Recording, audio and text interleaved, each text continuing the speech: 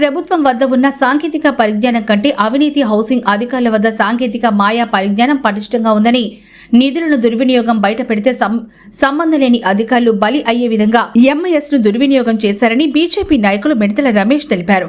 నెల్లూరులో పెద్ద ఎత్తున అవినీతి జరిగిందని విజిలెన్స్ అధికారులు నివేదిక ఇస్తే అవినీతి అధికారులపై చర్యలు తీసుకోకుండా హెడ్ ఆఫీసులో ఒక ఎస్సీ ఏడాది గడువు ఇచ్చి రికార్డుల్లో లబ్ధిదారుల సంతకాలు ఫోర్జరీ చేయించి అవినీతి అధికారులను కాపాడారు. హౌసింగ్ నిధులు దుర్వినియోగంపై విచారణ జరపాలని డీఎస్పీ శిరీషకు రమేష్ విజ్ఞప్తి చేశారు. ఈ కార్యక్రమంలో కందికట్ల రాజేశ్వరి, పొట్లూరి శ్రీనివాసులు, యాకసిని ఫణిరాజు, రఘురామయ్య, చిత్తాదూరు పద్మావతి, కావటి శిరీష, ఏవి సుబ్బయ్య, కరణం వెంకట్రావు, కె భాస్కర్ తదితరులు పాల్గొన్నారు. పేదలందరికీ ఇళ్ల నిర్మాణంలో నెల్లూరు అర్బన్లో ఉన్న హౌసింగ్ మాయాజాలం, మోడీ సర్కార్ యొక్క నిధుల దుర్వినియోగంపై ఈరోజు అవినీతి నిరోధక శాఖకు మేము ఫిర్యాదు చేయడం జరిగింది. అనేక ఇళ్ళు మన లేఅవుట్లో నిర్మించి ఫైనల్ బిల్లు చేసిన ఇళ్ళ విషయం మాత్రమే నేను మాట్లాడుతూ ఉన్నా.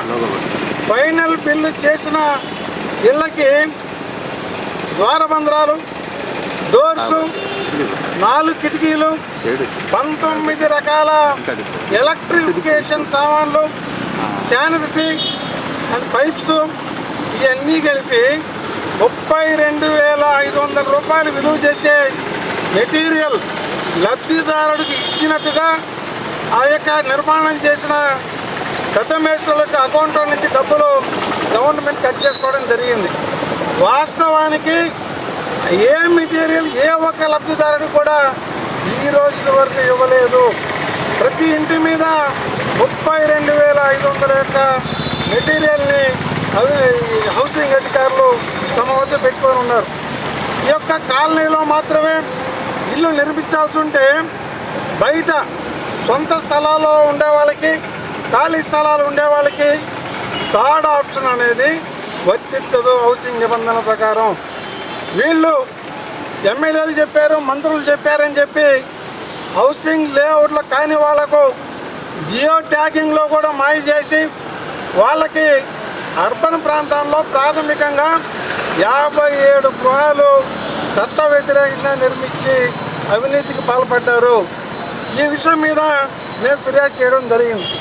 ప్రత్యేకించి 2 సంవత్సరాల క్రితం హౌసింగ్ ఉన్నత స్థాయి విజిలెన్స్ అధికారులు వచ్చి ఒక వ్యక్తి మీద 1,59,00,000 దుర్వినియోగం జరిగినట్లు గుర్తించి షోకాస్ నోటీస్ ఇచ్చిపోయారు.